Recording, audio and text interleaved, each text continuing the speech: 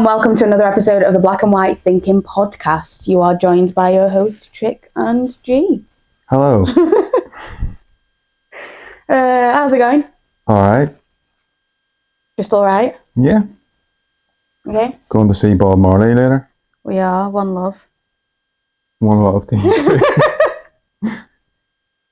Oh, ridiculous. So yeah, if you don't watch our movie reviews, that'll definitely be reviewed. And we'll do that one ASAP. Watched a good one last night, didn't we? Did we watch a good one last night? I'm freaking scarred. I can't tell if my mood's also to do with that. It's ridiculous. Anyway. You never ask me how I am. I'm literally sat here like, let me just give him a second. Maybe he'll get the hint. Absolutely not. Thanks for asking. I'm alright, thanks. Oh, that's good. Not the best of moods, but I'm alright, thanks.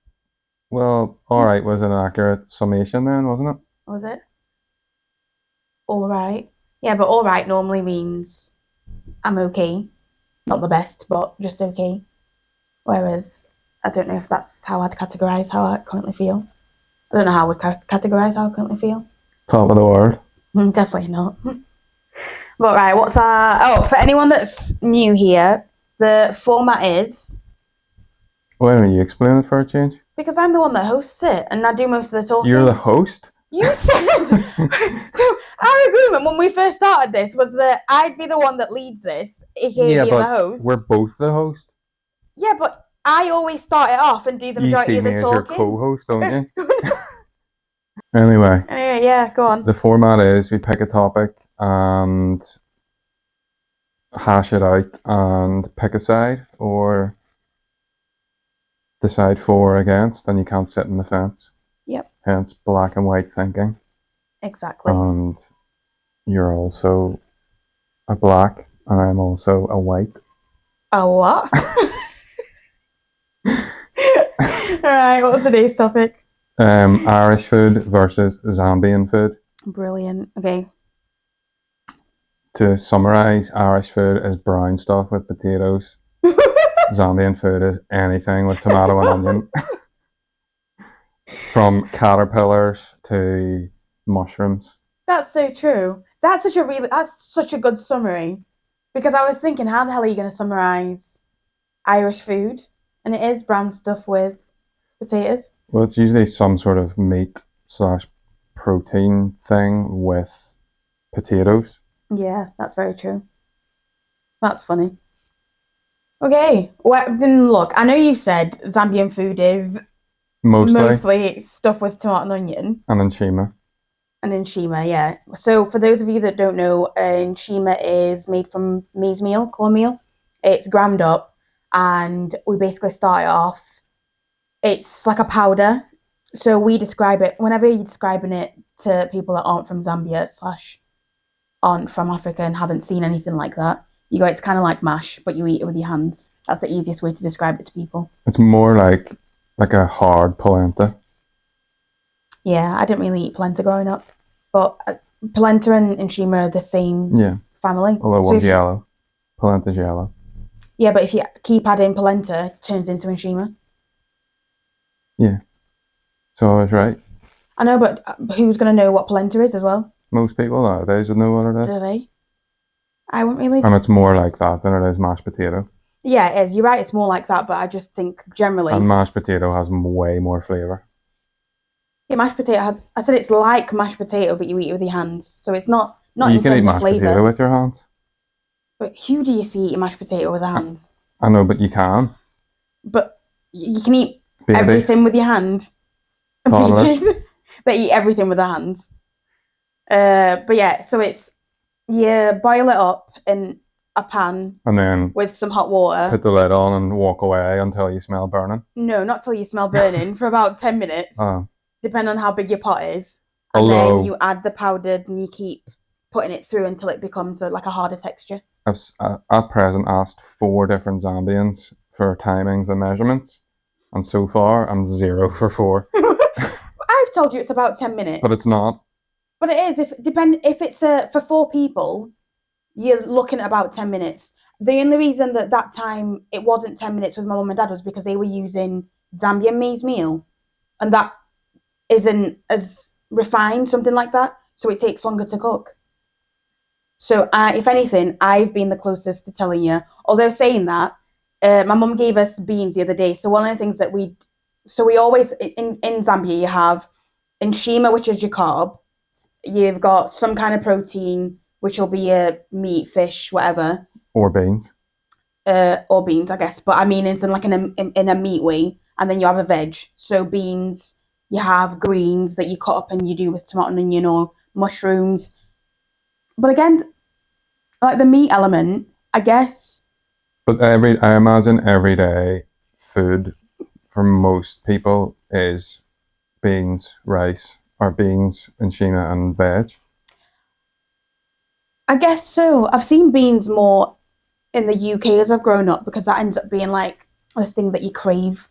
Whereas in Zambia, it'd actually be interesting to see if we said to someone, right, you're having Nshima, what you're having it with, what they'd say. Because I think the staple there a lot of the times would be, depending on the season as well, pumpkin leaves, dried or fresh, and they're my favourites. But again, the pumpkin leaves are mushrooms or the pumpkin leaves. You can either have them with tomato and onion or you do it with grounded nuts. And which make it really creamy. Yeah. But that's the type of stuff that I grew up eating. So I guess, yeah, I guess beans is quite a staple, but it'd be interesting to see what it's like when we try the Zambian beans versus the stuff that we'd buy here. We've had the Zambian beans. We've had beans from Zambia. Oh yeah, we have. No, well, I guess I mean more this time because we've recently had beans. So like the other day, Mum gave us beans because G loves beans and the veg. So Mum sent him some beans, and well, you ended up leaving me. Like for someone that wants to learn how to make the stuff, you were like, "See ya." Yeah, but I think did I not leave you to it because my back was sore or something? No, I think you're all right. I think you just weren't that fussed, and I didn't really care. Yeah, maybe. But that was a very easy meal to have because if the beans have already been partially cooked, it's just finishing them off with tomato and onion, surprise, surprise. And then the veg, apart from cutting it, I didn't cut it as fine as Mum would do it. The knife wasn't, I chose the wrong knife. It wasn't happening. So a bit bigger. And then I made it with some chicken that it was grilled and baked. And that was nice. That's already making my mouth water. Versus Irish food. I've had Irish stew. Rotten. I liked Irish stew. It's like dog food. I know you say it's like dog. It depends who makes it. So I've only ever had. I think have I tried it twice? I think I've tried it from two different people. One was my ex's mum, and she made a good Irish stew. Even the texture of it makes me feel a bit queasy. But I think I liked the way that she did it. Except they used to laugh at me because I then used to have it with mayonnaise. But I was having potatoes, so the potatoes go with mayonnaise. But other than that, what else is Irish? I suppose we have a good tradition of baking stuff like breads and like soda bread and wheaten bread. You're a bread lover. Potato bread. When's the last time I even had wheaten bread? Couldn't tell you. Don't know. Soda bread recently. Although one of the things I love and do often crave is the vegetable soup with all the pearl barley and carrots and. Oh, is that the one your grandma used to make? Yeah. Yeah. But I can't really make it the same. Because I think my mum maybe learned to make it from her. And she probably didn't tell her exactly how to do it. Yeah. And then my mum showed me and maybe didn't tell me exactly how to do it. But my granny used to put like a shin bone in hers, which made it so nice.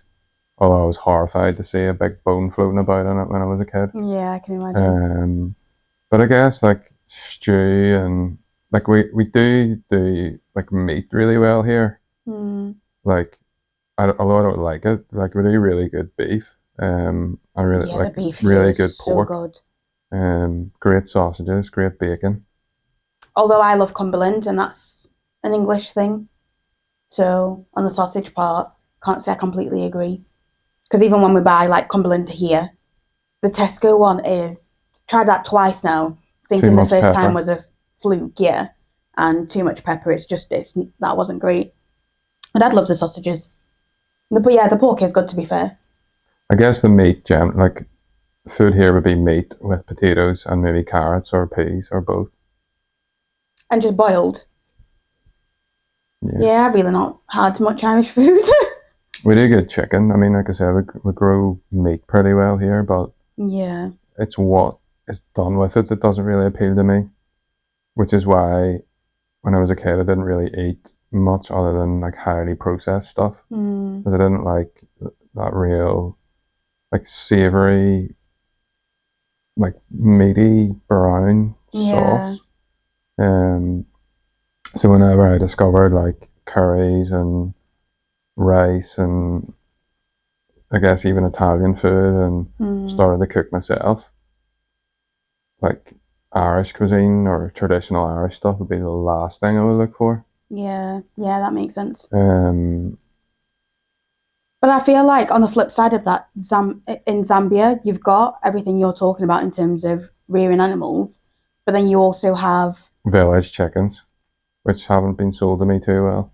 Oh, I love a village chicken. Because like, you like crave to it. have a good old chew on whatever you're eating. But it's a different, yes, it's a different texture, but it's a different flavor as well. Like it's own. It's like when people are eating, is it quail? Yeah. Like there's just or there's like, like it's chickeny, but there's a slight difference to it, and the way it's cooked as well because it's boiled. That also brings out. It's not like you're just munching on a drumstick. But I think in general, everything down to the fruits that you'd find just growing on trees. Dad just came back from Zambia and brought sugarcane, which I was munching on. Great. yeah. You've not tried it? You've not tried the one that Dad... You've not tried the one that Dad brought? I saw you munching on it and it just didn't appeal to me. Because it's effort. But it's effort that's worth it. It's not. And that one's not even the sweetest one. I'll peel it and put it into chunks for you to try. Make it easier for you. I was doing it the proper way. That's what I mean. The way that I was doing it is the way that I grew up, that you would get up and, I don't know, crave it. We had a guava tree, sugar canes, mango tree, and you'd just go and pick something up that dropped on the floor, or you'd go and take it from a tree and you'd be eating that fresh. So I guess on that side of it, that's where I struggle when it also comes to more westernized foods, because the stuff that's imported is just not the same. Terrible. And you also can't grow anything like that here. So then really all I'm left with is potatoes, which you can grow in Zambia. I do like the vegetables that are grown here, can't lie. I think there's a distinct smell and flavour for the stuff that's fresh here. Like even down to, I think when we might have been talking about this at Unks the other day, Tesco changing the layout. When I walked past the carrots, when I used to work for a food brand, and I'd go to the farms and see how they were doing everything here, that's the one thing that I really rate about how stuff is produced and sold locally, grown locally. The smell's incredible.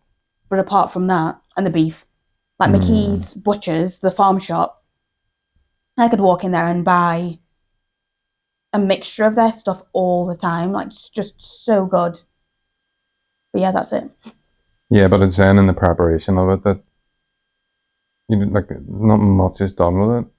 Yeah. You're like the most spice you might get in a traditional Irish meal is black pepper, which albeit is very exotic. Is it? Well, no, it is because it comes from the tropics, and like wars were fought over black pepper and access to them. But is it still exotic? Well, it's just a staple, isn't it? Literally, it is an exotic spice. Okay, I'll...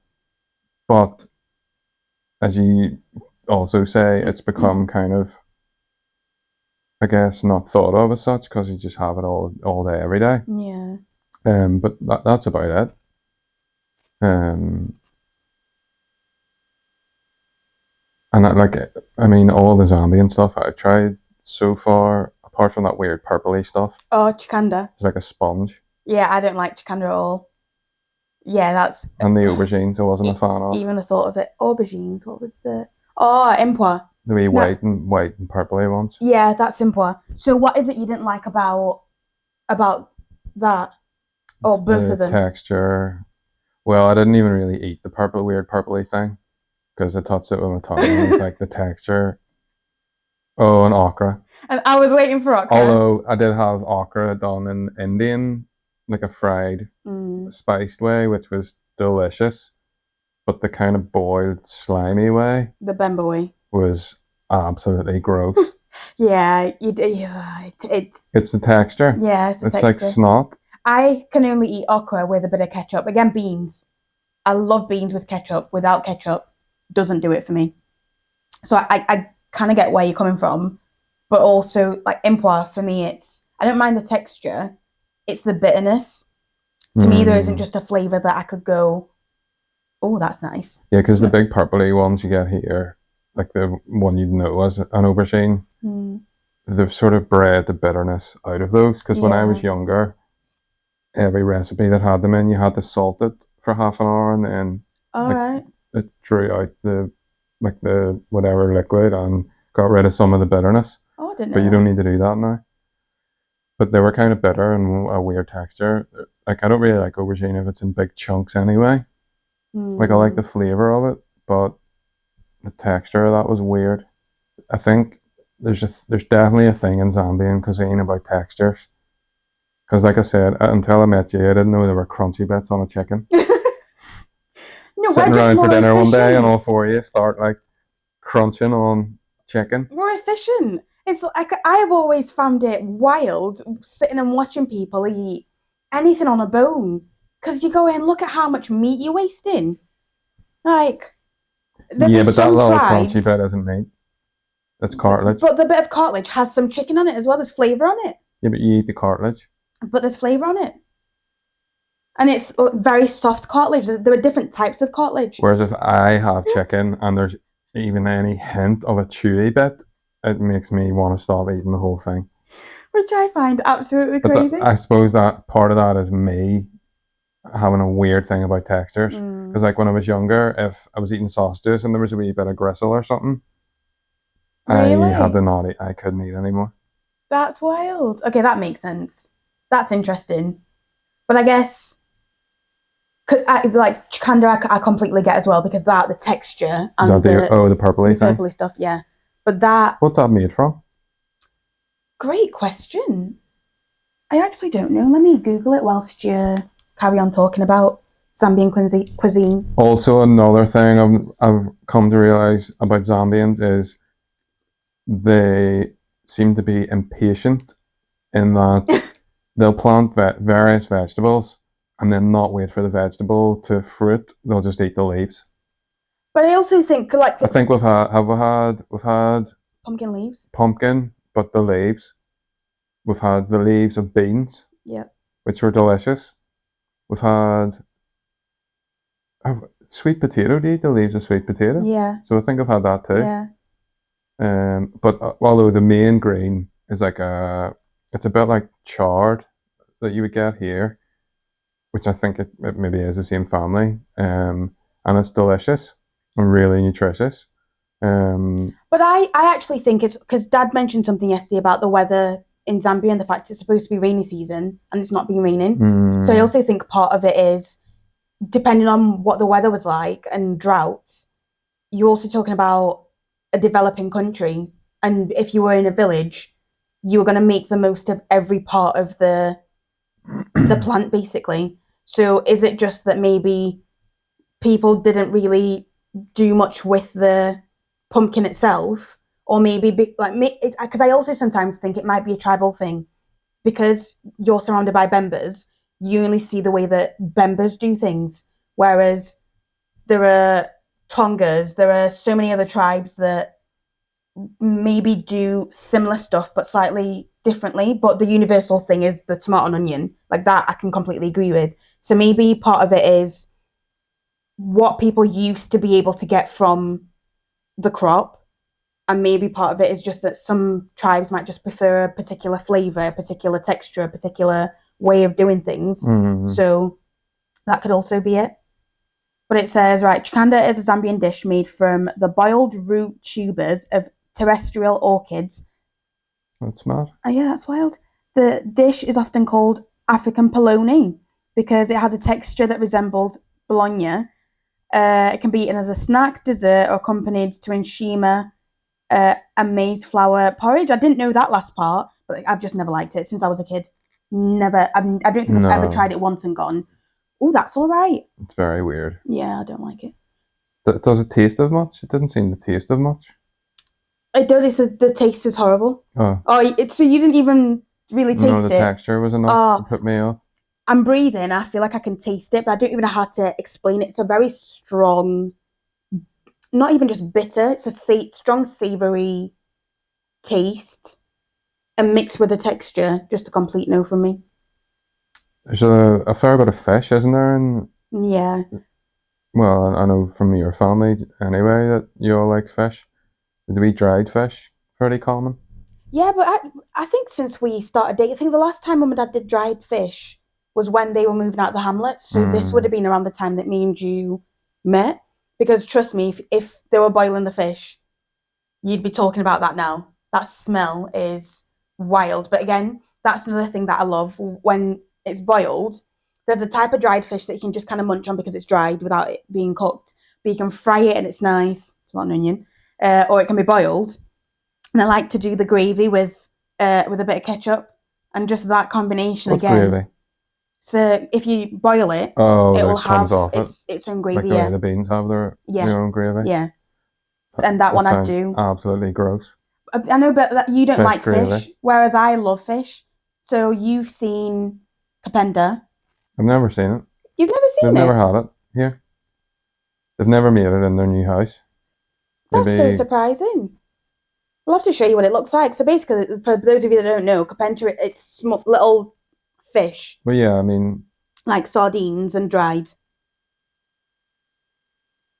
Yeah, no, I would never even try that. I don't like fish at all. You don't like fish, but that one doesn't really taste. Oh, it will taste the fish. No, but it doesn't. Do you know what I mean? Like if you had dried fish. And you eat the whole thing, head, bones. Oh, you eat the whole thing, yeah. Crunchy. Because it's so. Is it crunchy?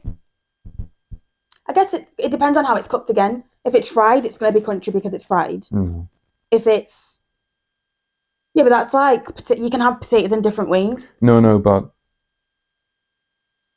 A little crunchy fish. Because it's fried. But if it's boiled, then it'll be softer. But again, there are different variations of capenta as well. And like the bigger the fish gets, it turns into something else. And again, there's like a slightly bigger version. Because I don't really like capenta. There's something about it. It's got its own particular taste. Is it a freshwater fish? Couldn't tell you. From a river? Couldn't tell you. Because apparently river fish have like a muddy sort of flavour to them sometimes. Oh, maybe that might be it. But like carp has apparently got it tastes like it lives in the bottom of a river. I don't think I've ever had a fish and thought that. I'll have to try that out. But you mostly eat sea fish here. Yeah, but things like tilapia, obviously the bigger it gets, is like there's so many ways that I think that's what I also like about Zambian food. There are so many ways of having one food. Mm. Boiled, fried, but... Yeah, that's it. That's the preparation, but really most of the dishes are a thing with tomato and onion. All right, then the preparation, there are different ways to prepare it. But that applies to every food. Zambian cuisine... I think we're good at... that I have seen is things with tomato and onion. But you couldn't, like you said yourself, you couldn't just look at someone making something and try it. There's a skill to... Yeah, there's technique involved.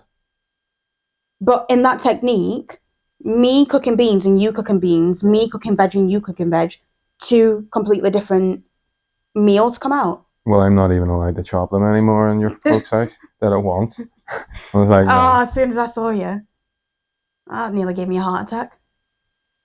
But some of the stuff is amazing. Like the mushrooms or the groundnuts, delicious. And you've not even had the Zambian mushrooms with the groundnuts. You've had chestnut mushrooms with the groundnuts. And if you think that's delicious, again, oh. And the pumpkin leaves with the groundnuts. Yeah. Amazing. Especially with a bit of chili. Yeah, but you weren't a big fan of fresh pumpkin leaves, were you? I think I preferred the dried ones. Oh, but the dried, I mean, the fresh ones are still lovely, but it's just, I think I prefer the dried ones. Yeah. If we didn't have to choose between Irish food and Zambian food, I would say the mix of my favorite. If I had to choose a death row meal, my death row meal would be a tomahawk steak from here. Oh, but in Zambia we've got T-bone. Tomahawk and T-bone anywhere. I know, but you don't really commonly find T-bone here the way that you would in Zambia. The way that we buy sirloin is the way that you buy T-bone. Yeah, but go to a good butcher and tell them you want some T-bone. They'll get you like you. But that's what I mean. That's effort. Whereas in Zambia, really it's just no matter where There's you a go. 5 minutes away from us, but on foot. I know, but you also have to go to the butcher's, not a normal shop, and ask them for T-bone.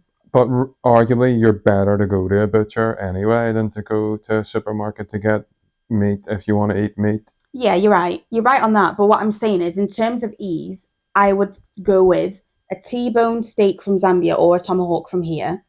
Because tomahawk, again, here, it's not like I could just walk into the shop and there's a tomahawk. I would go to the butcher's for that. I would then have pumpkin leaves. What would I have? I think I'd have fresh pumpkin leaves. And maybe Nshima would be my final. Or would I like some kind of potato?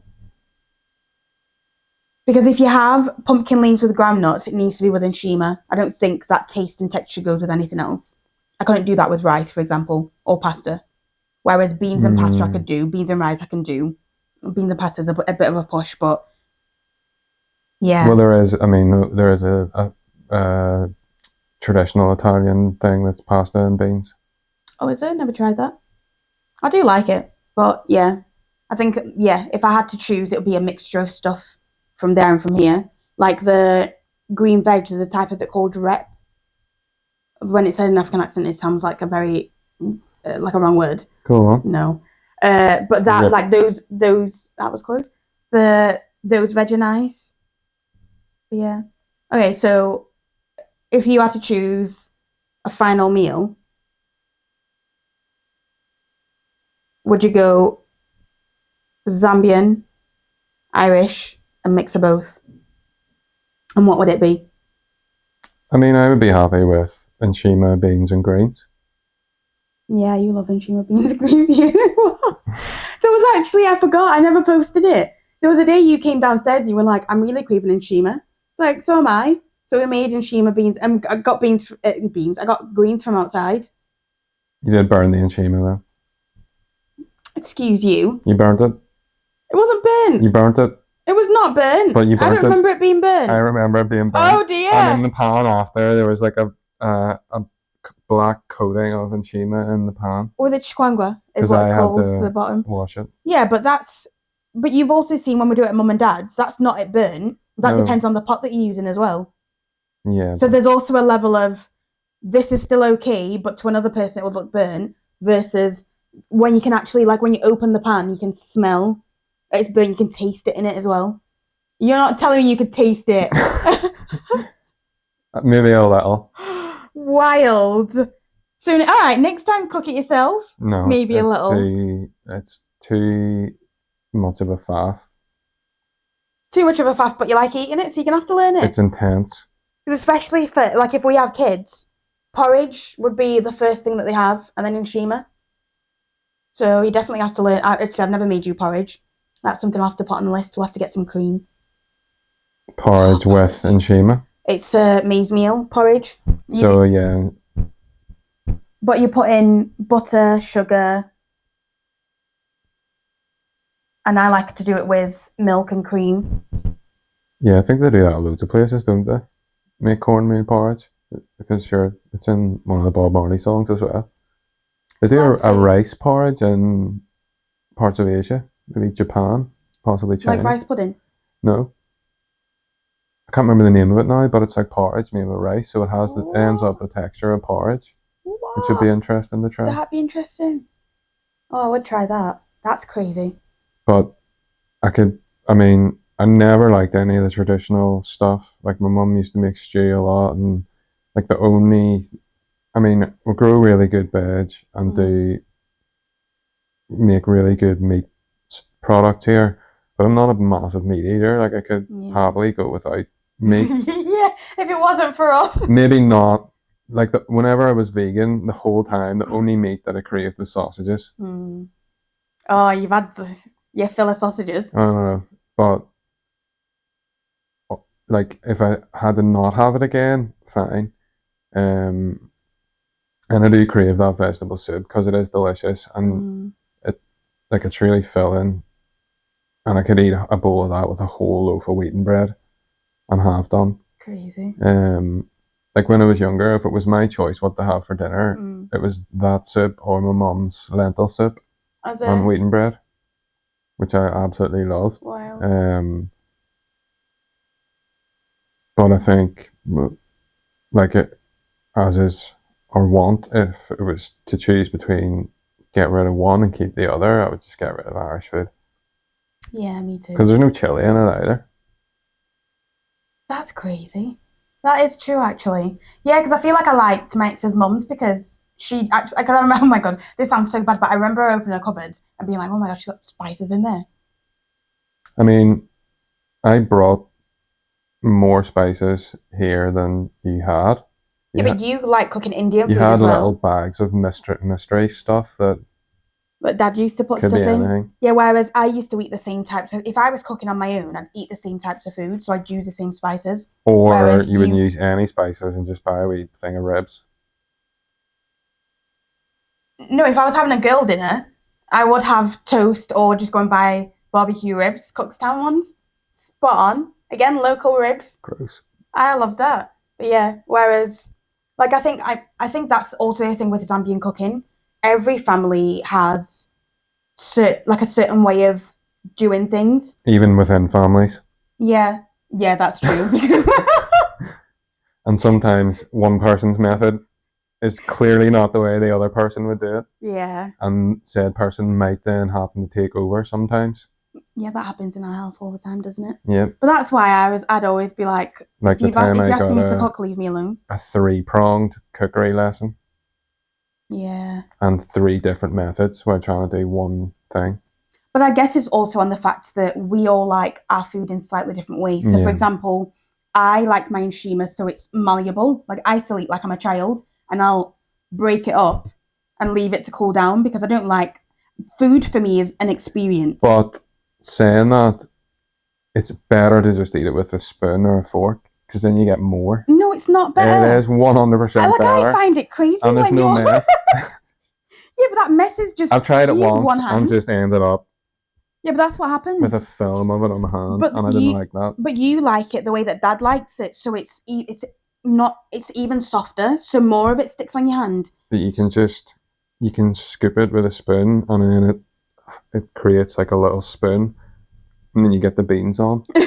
Whereas the way we were brought up, you get a bit in your hand, you make it into a bowl, you dip your thumb into it, and then you scoop everything into it, and it all comes together.